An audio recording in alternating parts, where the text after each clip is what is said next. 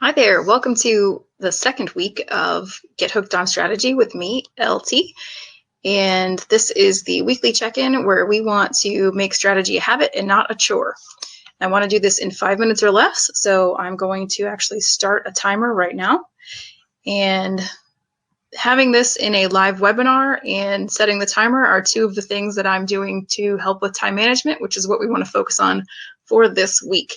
A lot of businesses do not put value in a strategic plan or blow it off because they think that it's way too time consuming. But the key is to make it so that it is not a time consuming chore, but that you've effectively woven it into your daily operations. So I am weaving this into my daily, weekly, monthly,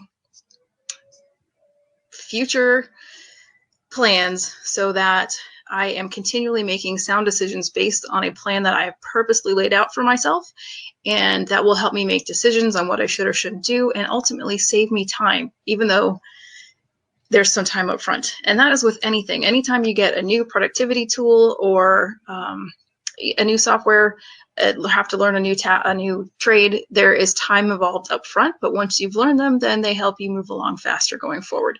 So that is what we're doing today, and I want to talk about our time horizons and how we split up a strategic plan into daily, weekly, quarterly activities.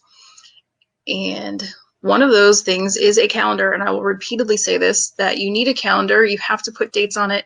And again, you put the dates on there once, put them on recurring, and you don't have to do it again. So it is a little bit of time up front, but saves you time in the long run, and then reminds you to do the activities that you need to do as part of your strategic strategy.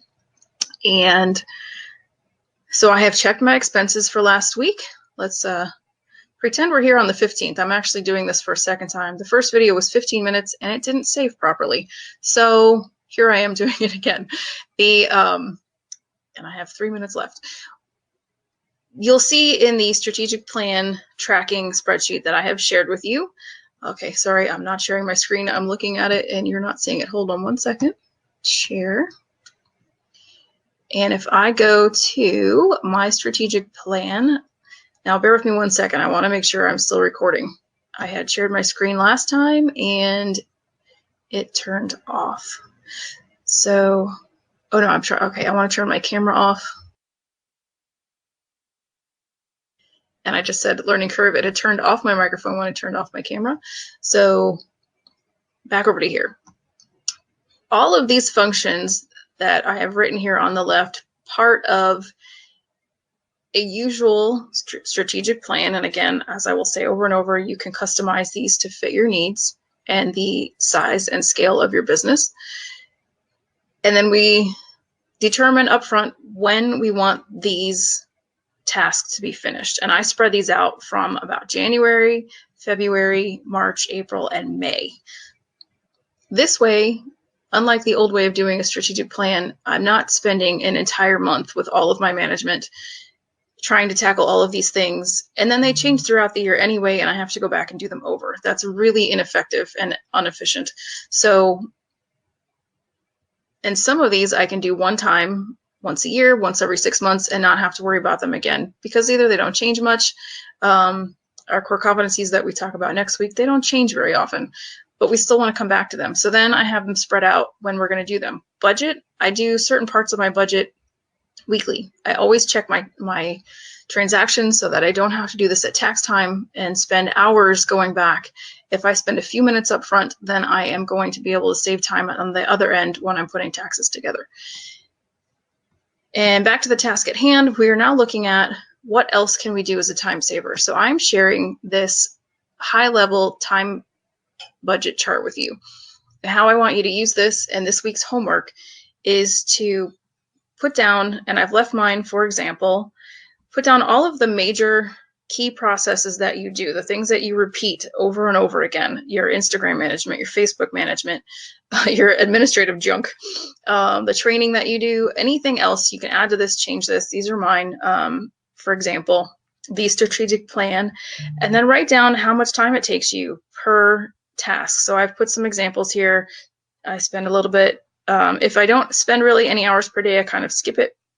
And it just gives you an idea that before you've even done, I don't have work with clients in here. I have trainings and other things, but it shows you how much time you have left of your available time. So this is based on a 40-hour work week.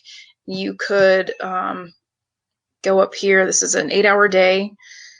Actually, right now it's on 48 hours a week, but you can easily change this to 40 hours, 60 hours, however much you want your work week to be. And then this will automatically, and then change this monthly based on that, how many hours you want to work a month.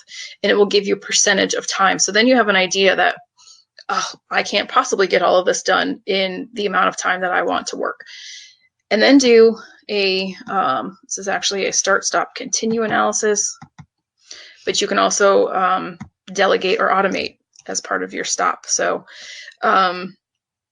the other part of your homework is to take this and do a start, stop, continue, and I've shared an article in the description. I'm 43 seconds over my time, so I want to wrap it up there, and let's go back to me. And so, okay, so now you have your homework, and I've shared with you, I will share this spreadsheet for you, and I will share again this so you can put in your hours that you want to spend, or how often you want your check-ins to be.